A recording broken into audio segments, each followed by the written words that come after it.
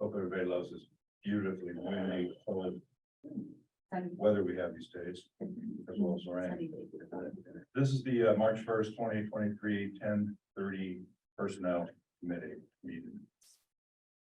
It's also being held virtual. And there's a meeting ID number. If anybody wants to, be involved, it's 89974302765. So we'll call to order with the roll call. Chair Blackwolder, Here.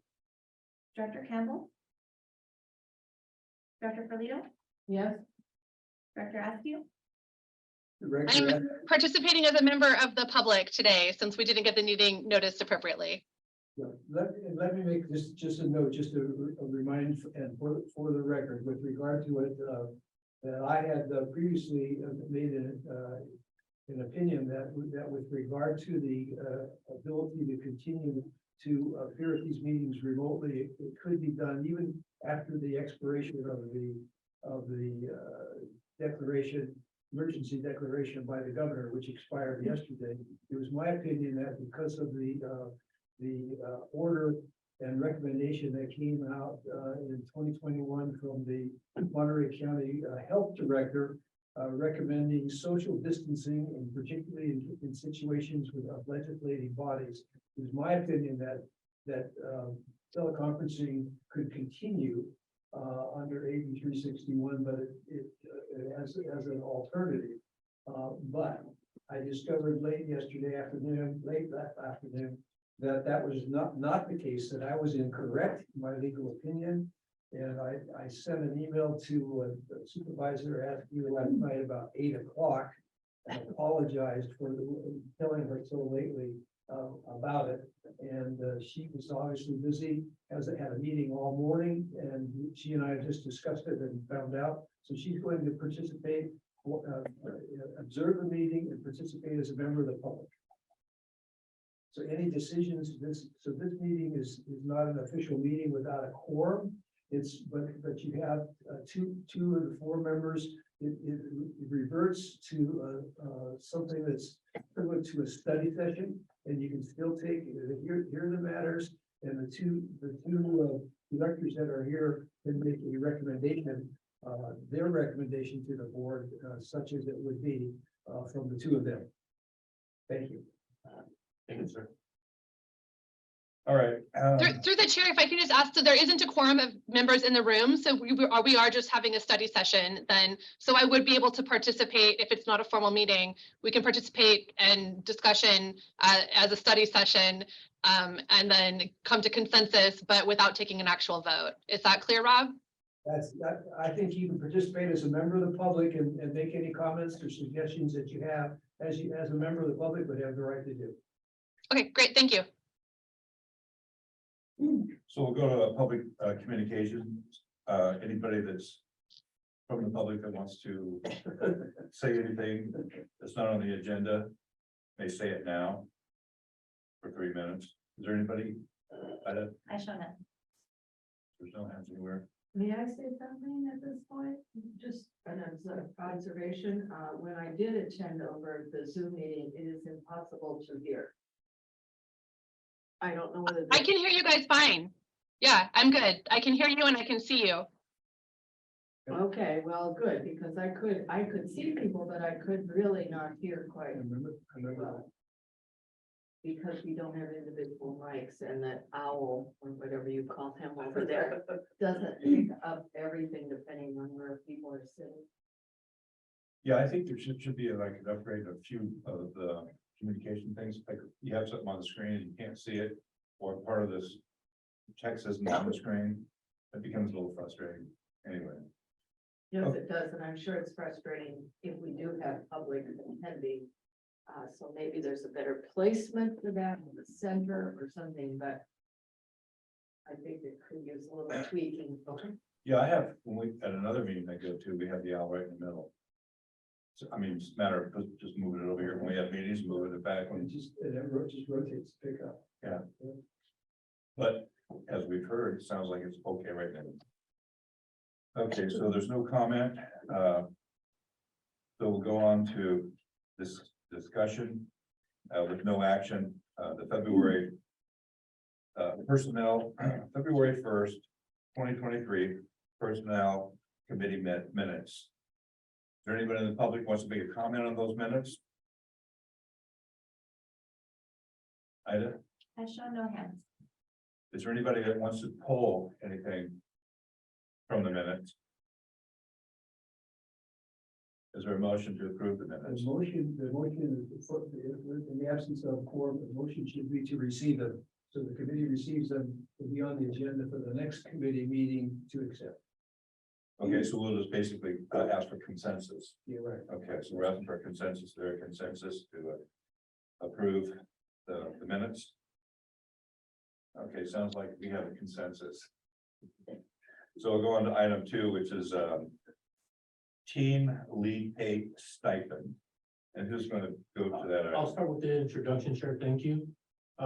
These next 3 items, 2, 3, and 4 are all items that we presented at the prior finance committee as items for budget assumptions. They're brought to this committee for us to render an opportunity if we find these candidates that we can take this to the board at the next board meeting for an opportunity to open these positions and fill the vacancies that we look to fill in the future. So we'll start with item number 2, which is the team lead stipend. We've have gone from a 800 a ton a day facility to about 2,400 to 2,500 tons per day. So about 3 times the amount. Last year, we picked up an agreement with Waste Solutions, Waste Connections out of San Benito County. And that has brought influx of the volume of work, which is higher demand for work. And we find a need to have a lead position at the face of the landfill during that operation regularly. And so our thought is that we would give this lead position. The landfill operates for 12.5 hours a day. We would give the lead position to the first operator of the day that is selected, a 5% stipend. And the reason why we chose a stipend over a new classification is the ability to move the stipend from one person to another without locking in someone into a classification. The second shift would be for about 4.5 hours. That would be someone from the second shift coming in that we would assign for the last remaining objectives of the landfilling operation for the day. So in this position, we're looking for to be able to give the stipend to 2 people, one from the first shift for 8 hours, one for the second shift for 4.5 hours. Is our recommendation and the consideration we want from this committee. Ms. Berta or Helen, anything I missed on that item? No, I think we covered it. You're welcome. I have a question. The printout says 11.5 hours a day, and you said 12.5. Is that correct? It could flux from 11.5 to 12, but on the most side, up to the closure, it's about 12.5 hours of operations.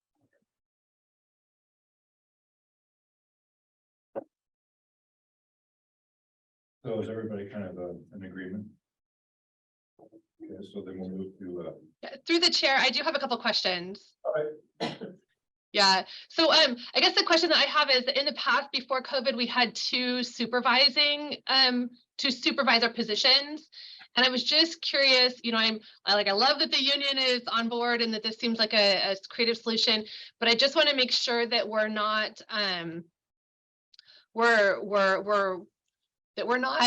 not having a supervisor position by doing the stipend program. I want to make sure that we're giving our folks the opportunity for these kind of promotional opportunities that they've had in the past. So can someone just speak to that issue and the balance between going back to having a second supervisor versus doing a stipend program? And then if we do a stipend program, how would we ensure that there's fairness in who gets designated with that stipend for each shift? Yeah. I'll give it the first attempt.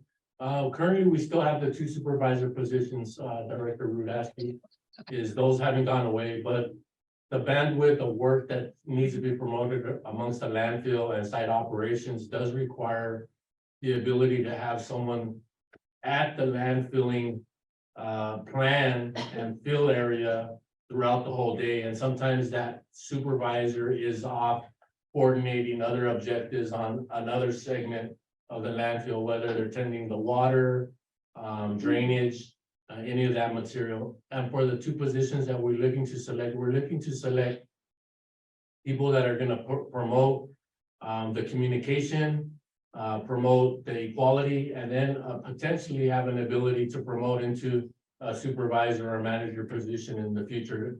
Gives us an opportunity to make sure that we alleviate the risk at the face of the landfill. And I think that's our primary objective with these two leads, is to have somebody there to be able to coordinate the plan when the supervisor is not available. And the supervisor comes in at 5, he leaves at 1, so there is a big window that stays open where we need availability for someone to give direction and guidance of the expected daily plan. Okay, so so just to clarify then, so in the staff report, it says that the decision was made to eliminate one supervisor position as a cost saving measure to address the financial impacts of COVID-19. So you're saying we've refilled that position? No, the ops manager position is the one that's open. We will be filling the position, the two supervisor position have not been vacant since I've been here. If I can clarify? Sure. So, we did have 2 landfill supervisors and one was laid off in, July of 2020. There was a secondary department, it's a site and facilities department that they work in collaboration with landfill operations. So there is a supervisor for site and facilities, and then there's one supervisor for landfill operations. And that's what Felipe is referring to, the 2 supervisors that are currently employed. And they partner for the daily operations.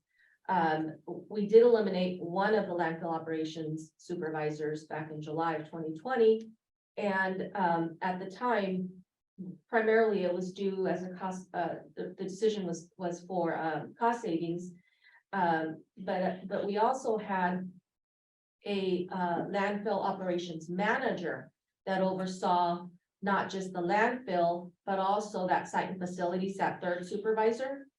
And the manager also had under his scope of responsibilities, multiple other departments. So HHW, for example, and the scales operations were also under the ops manager's scope of responsibilities. Those 2 functions or departments have been reassigned to others. So once we fill that manager role, it's currently vacant, then we don't foresee the need for having a second supervisor. We feel that having the one and then the secondary for site plus the manager should provide sufficient supervisory coverage.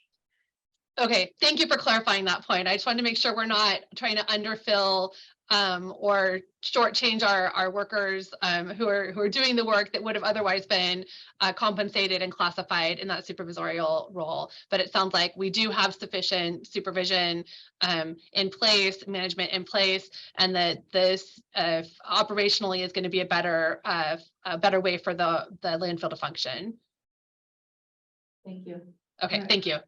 I have a follow-up to that, since I'm kind of new at this. Will any of this run afoul of our unions as far as the change in discussion about leads versus managers? So we've had the discussion with the union. The union is in support of it. This is not a new function within the district. We currently have other leads, for example, the shop, the maintenance shop, they have a lead, the Burke has a lead. In those cases, we do call them senior technician or senior operator. So it's a classification, but in discussing the immediate need at the landfill with Felipe, we decided that it'd be better to create a stipend versus a new classification because it does provide more flexibility to assign that stipend to the person who is going to be stepping in to do that. And if for some reason they don't want to or can't for whatever reason, or they're off for 3 months because of a leave, then we have the flexibility to reassign that stipend to whomever is going to be stepping in. Where if we created a new classification of a senior HEO, like we have in other departments, then that is fixed. It's not, we don't have that flexibility. And it's fixed to one person versus, offering the pay to whomever is doing the job. And, we had this conversation with the union last week, explained the rationale, and they expressed support for it. Well, I think that's important in our recommendation coming forward, is that has been discussed with the union. Wasn't there? I think that would come up, just as Supervisor asked you, I think was on that track, and that's something that popped up in my mind too, is we want to do this in a way that doesn't rile any feathers and everyone is in agreement. So thank you for that answer. Okay. All right, so does that conclude item 2? Then we'll move on to, Do we need to make a formal recommendation for the next time, or do we just receive it? well, I brought up, if there's a consensus, and just you and me, I have a consensus. Consensus. Looks like we- receive it. Yeah. I offer my consensus support as well for what it's worth. So if I may, for clarification purposes, our intent was to take these items to the board, at this March board meeting. Since with the support of the personnel committee.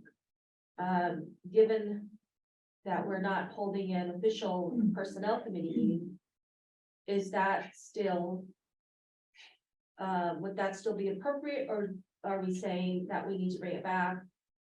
I think it could go to the board. I think it could go to the board with with the indication that the consensus of the consensus of the 2 committee members present was that they would Okay, So the consensus is that we recommend recommend. it to the board for Recommend. approval. You recommend.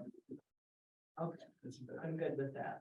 in our city, meetings and personnel, there's only 2 council members, and we just say, yeah, we're in favor of this. So we're the ones that are in the weeds with the information and stuff, and make that based on our research. To the, to the group, and then they can change or do whatever they want to do from there. We're just saying that, yeah, we like it. Right.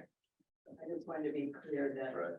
what we're saying is we are consensus and we're recommending it to the board. So that could be the staff report that goes to the board. and is that a,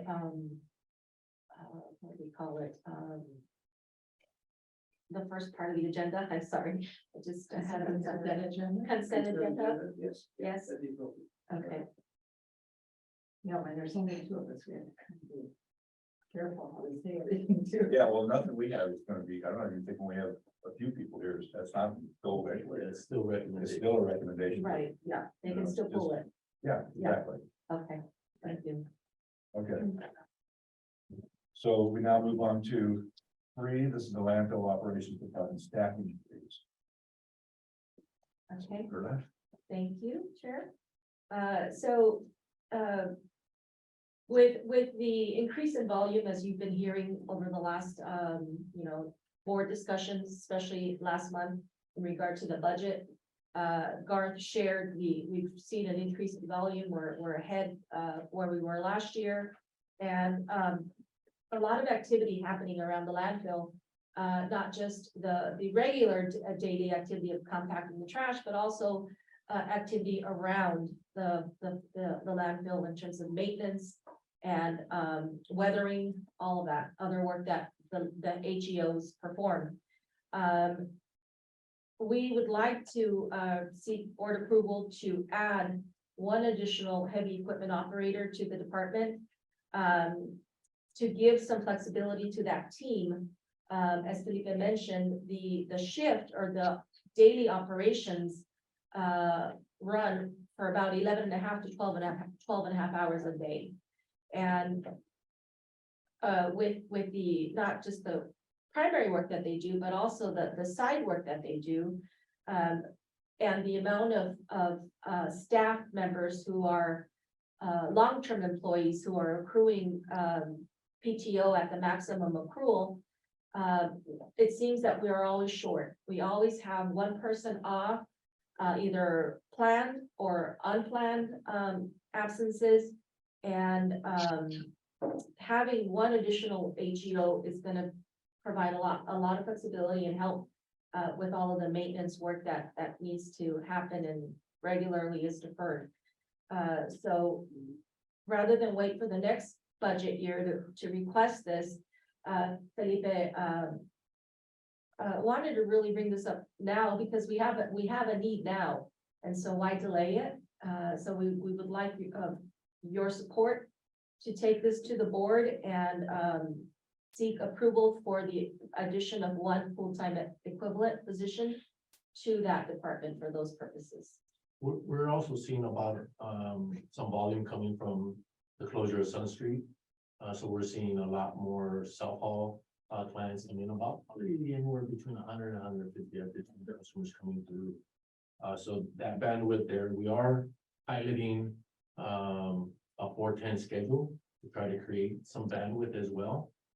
And we've come into some nuances that may result in us reverting back to the 5/8 for that secondary shift. And this will just help, like what Bert is talking about, is a flexibility within that group so that they can take time off that they accrue, that they have earned, and not be in a position where they're impacting their fellow teammates and they're deterring and getting cashed out on that time off. So we want them to have the ability to attend the birthdays, the graduations, celebrations that are important to their family. So this will be a trick for us to be able to accommodate that for those employees. I assume it's 4 days, 10-hour days, 5 days, 8-hour days. I'm trying to learn the. Correct. the- You're right. Thank you. To be accurate on it.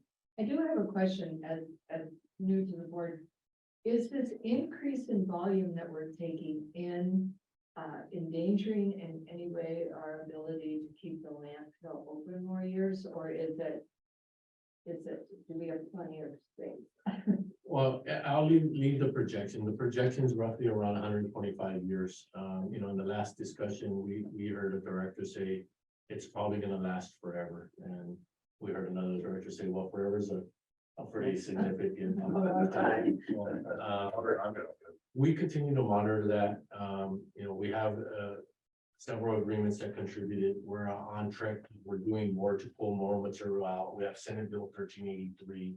So the life expectancy remains about where it's been projected, about plus 100 years.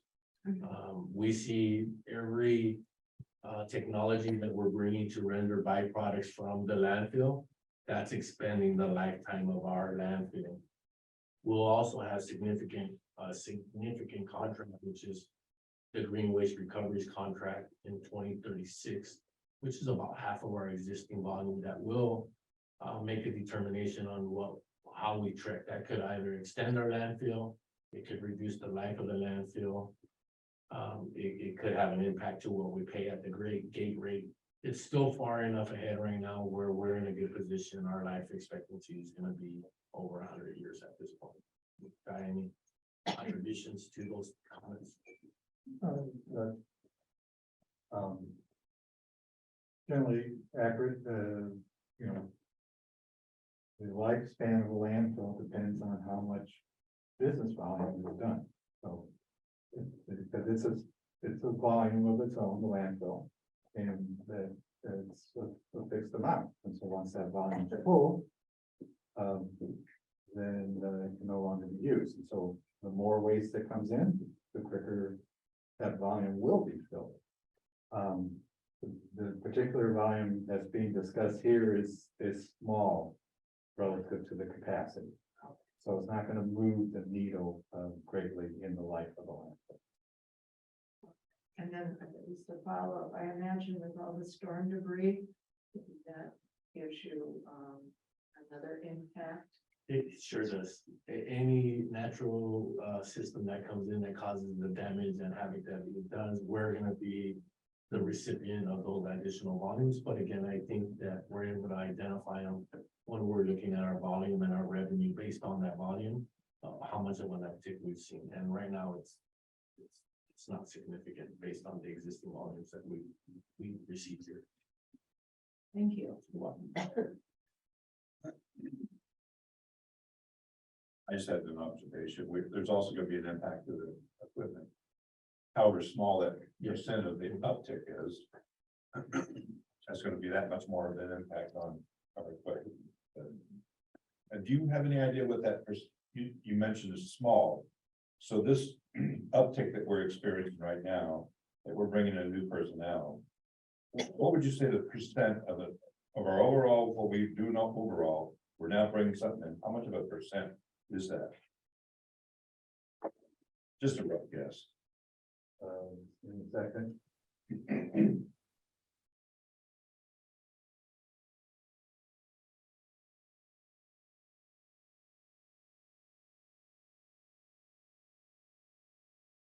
It's less than 2%. 11%. Okay. So that's what we're backfilling with our new employees and stuff to be able to handle all that new stuff. Okay, 2%. Yeah, the kind of jumping back to the item to the stipend lead. That's the intent around this, we're giving the stipend to the lead in the landfill. So we have 2 supervisors that coordinate the daily plan, but they're not always at the landfill face. And that's where the leads, they have a lead in the morning and the afternoon. They're able to carry that same plan with the working staff out there. And so they're more productive, and they're handling, the intent is to handle this additional workload. Sounds good. All right, so I guess you forward this on as a recommendation to the board. Okay, Mm-hmm. I'm in agreement with that. so. So now we'll go to item 4. I'll introduce item 4. Public comment? Oh. Or maybe you need to. Public comment. You got got a thumbs thumbs up. up. Okay. Thank you, Director. So item number 4, is I'll give a little bit of background. You know, when the district was handling, you know, probably 600 to 800 tons a day, it only had 2 district engineers. It had the director of engineering, it had the senior engineer as well. You know, since then, we've tripled the amount of volume. We're about 2,500 tons a day. We've tripled the amount of revenue from about 15 million to about 45 million. And we're tracking a lot of endeavors of innovation, just like our strategic plan says we're gonna do. Some of that is the cover aerated static pile that happens in composting that will come in the near future. The build and the build portion of that is coming down the pipeline. We have the CEDOS technology, we have the joint feasibility study that's going on currently right now with Monterey One Water and ReGen Monterey. We have the medium transmission line, which is the energy that we'll be supplying Monterey One Water with coming down with build as well. So there's certain aspects that are ongoing that are adding to what we do here. We just hired 2 engineers to support our compliance and everything else that's going on. And we still have an abundance of other work to do. We have a water solution that we would like to generate to support our water, our leachate water, our groundwater, our surface water, our runoff water, our rainwater. When we get it, we're having to deal with all this water, and we're not water specialists. We're solid waste specialists. So we're looking at expanding the bandwidth of our engineering team. And then there's an additional caveat that we have to look down the horizon. Roughly 18 months from now, Director Petroborg will be retiring or considering a retirement date. And so this will be the first of two asks that I have for the engineering team. One is going to be adding another senior engineer to help with projects, whether they're future or existing projects. That'll help with the bandwidth. The second that you'll see in the future, once we get a commitment date from Director Petrobord, is to hire another interim director for engineering. And that would really to see the vision of Director Petrobord able to finish off and offload projects and items that he's working on, and to have a new director working at the same time, so we can onboard new projects or results from feasibility. If we do not plan and react to the knowings, we will set ourselves behind in our attempts to maintain that department and everything that goes into that department. I think it is very detailed. It has a lot of responsibility behind it. It has to have vision behind it. Has to have knowledgeability about how we've gotten to where we're at today and how we're expecting that to go out. And I don't think that I would like to see this organization wait until Director Petrobord gives his date and leaves, and then we are looking to fill that position. It would not be a transition that I would look forward to. I think the plan and view and vision of what that transition would look like needs to come into effect now. We brought it, all these items as budget assumptions. And the reason why we bring them now, because we want to have the ability to get them approved at the next board meeting and have the ability to hire when we have the talent in front of us. For the last engineering roles, it took us over 6 months to fill those roles that were extremely difficult to fill. And as you're looking for more experience and knowledgeability around that director role, I can imagine that it will still take us beyond our HR to solicit. We may have to look for another firm to help support the solicitation of that role, but it's going to be very important that whoever we bring on board, we bring them on soon, we bring them on fast, and we start applying whether they can do the role with the successor still being, the person leaving and the successor coming in, that they can match up and align with themselves and align with myself and the rest of the team. So the reason why they're here is because we want to have that ability to pull the lever if we have the candidate in front of us. And that's, all of these could have just went into budget assumptions and not to be a precursor, but we want the ability to act now and not at the time when somebody leaves the organization. That is my position on this request. It's a senior engineer. It will add to the team. In the future, you'll see another item come, which will be the director interim role, that whatever we decide we want to call it while Guy's still here, and allow for an ability for a transition and really develop a plan that would take Guy up to his 18 months, and then have somebody already doing day-to-day functions while we get that. I have a question. So when you use the term director, this is different from us Yes. as directors. Yes. So how many directors do you have? So we have the director of finance and administration, which is Ms. Helen. We have the director of communications and public education, which is Zoe. We have the director of engineering, which is and compliance of Mr. Petrobord, Director of Operations. and the director of operations, which is Jay Ramos. Yeah. And then myself. Thank you for that explanation. Okay, I'll open it to public comment. I show no comments. No comments. Okay, so are we in agreement that this looks like we want to do that? I just want to make sure I understand this. So this is not going to be actual increase because we're anticipating a director leaving. It's an increase, +1, so the senior engineer role is a +1. Okay, At some point, when we bring on the person that we can anticipate Bill Guy's role, that's where you'll have the 1-for-1, but we're looking to expand because our amount of work is expanding at a rapid pace, and the amount of effort to build and design and plan and build a business case is taking a whole lot more time than it historically has. There's a lot more permitting processes, a lot more execution of a plan than has existed in the past. So getting projects completed are now, I think in the past, you could probably get them done in 2 years. I think now you're looking 3 to 5 year mark on some of the projects we have. They require an extraordinary amount of effort and talent to recognize what we want to try to get accomplished.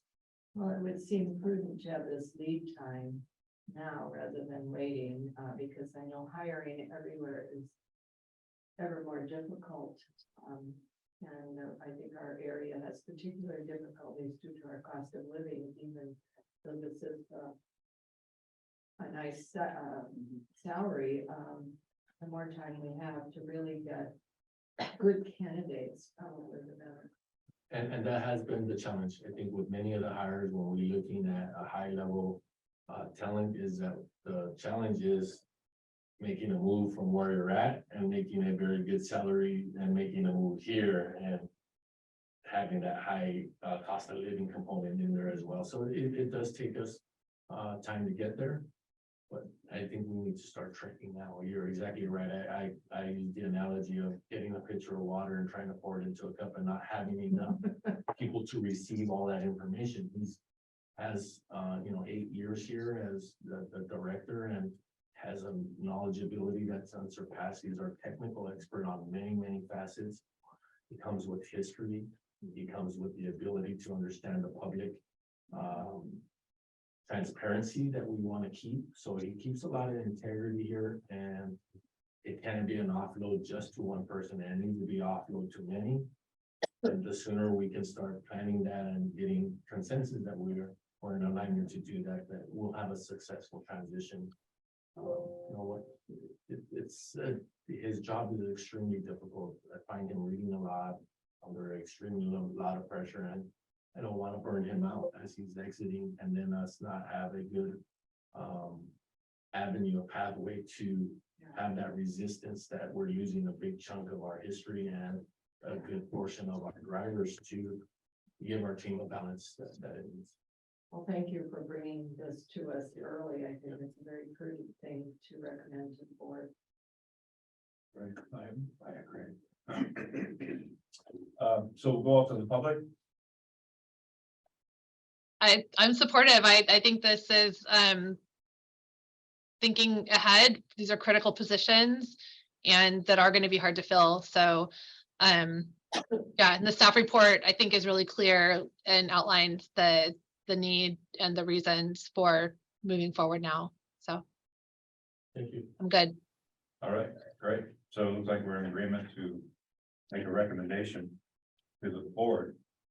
So that's it, right? The general manager comments. Oh, gentlemen, that's what we have the agenda. Where am I at? Bottom page 1. Okay. General manager, please. I only have a few. We have a save the date, Senate Bill 1383 workshop around organics. ReGen Monterey will host a workshop on Senate Bill 1383 for elected officials, board members, and city managers on June 9th from 9:30 to 12 p.m. It is a Friday. We also started our employee site tours. We had representatives from Senator Ana Caballero's office tour with our employee tour. They joined us, and we had about 50 employees join us on the tour, which were all mainly MRF employees. And the reason why we chose to do all of them at one time was going to be minimal impact to the MRF operation if we just got them done all at one time rather than sporadically pulling components out. Some days working, some days may not be working to do the tour.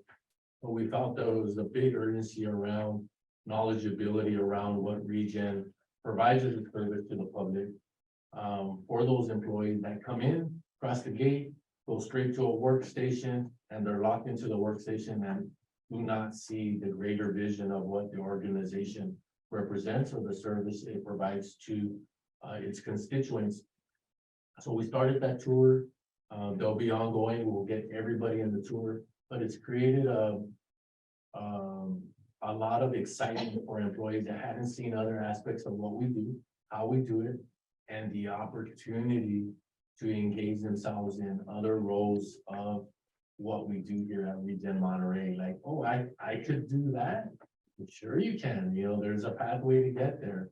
We're doing all kinds of new technology projects coming, so we're able to share and drive different areas of the landfill that historically they haven't seen. We had employees that had been here for decades that didn't know we did landfill gas to energy, that didn't know what the vision around compost is. So that was a very enlightening for the employees, but I think we, as the leadership, gain a big momentum of support from those employees because they're seeing a grander scheme of what they're representing for our organization. So those tours went extremely well. Yesterday, we had module 2 of our leadership development. It was an item that was approved by the board for me to plan a development course that help our leaders, whether they're a lead, a supervisor, or a manager, on kind of the expectation as a supervisor. How are we going to grow? How are we going to create a succession planning? Who are the future leaders that are here that are, you know, the gem in the rough that you haven't really realized that they carry talent? This is a way for them to develop and surface up to the top and see if this is the path or course that they would like to choose and take greater responsibility on our organization. We have module 3 coming next week, and we go on for about another 2 months to get through 6 modules, and then our leadership development program will be over. SWANA's Western Symposium is coming to Monterey, April 3rd through the 6th, and there's early bird registration all the way up until March 17th. And that's all I have for general manager comments. What is the last thing about? SWANA's Western Symposium. So SWANA is the national organization that represents folks that do what we do across the nation. And they usually have an annual symposium. This year, the symposium is actually happening here. So they'll have technical aspects of landfilling. They will have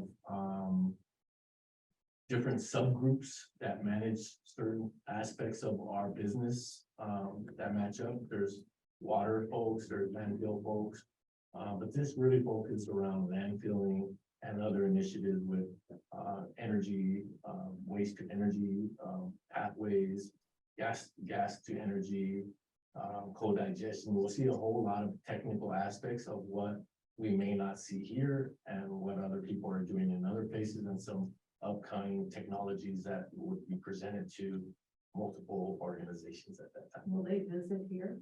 They are expected to come and do a site tour here. We're expecting site tours, Yeah, actually. we're part of the Gold Rush chapter, which is one chapter of the SWANA national organization, and we committed to giving tours to the people that are doing the symposium here at the district. So we will be showcasing our facility today. And will you be communicating this to our communities, that this is happening, and in a way that people can, you know, so many people don't have any idea what this is all about. And their head is still just dumping things. And I think every chance we get to actually tell the story and kind of toot our horn as to really what a wonderful facility this is throughout the entire country. It's one of the better ones, as I understand. And I think that's so important because all people see is when their bill goes up. Yeah. And then they went to, what's going on? But I think that they realize that this is really such a far-reaching enterprise beyond just accepting the landfill. And every chance we get to showcase that in some way, whether it's an article in the Herald or KSBW or something, I think it would be important. Yeah, thanks for that comment. I think that's good. This particular conference is industry focused, so attending, I think, would be not in the best interest of the public, but certainly communicating about the fact that it's happening here. And if you see up on our strategic plan here, part of our vision, and this was developed in 2022, is to be a leader in environmental sustainable waste management. So you're tapping right into some of the things that we aspirationally are expecting to do during this period. So yes, thanks for that comment, and I'll circle back on media relations that relates to that conference. Thank you. I think that's very important. These SWANA conferences are held all around the country at various Yes. places. I remember somebody. I went last year, it was in Kansas City. Yeah, that's right. So, Yeah. I mean, and I assume that they have, when they have conferences like this, for specific issues, it's the appropriate, they probably have, programs that are just for board members. And such, I assume that's the case. Yeah. There's a lot to be learned, so our board members would have an opportunity to see it right here in Monterey County, rather than have to travel to Cleveland or something. Yes. Yeah, I would certainly be appreciative of information about that. Thank you. That's all we have. All right. What about closed session? There's no closed session. No closed session? So we will return to open session since there's no closed session. So I mentioned that's adjournment, right? There being no further business, you can adjourn the meeting. We're adjourned. April 5th is the next meeting.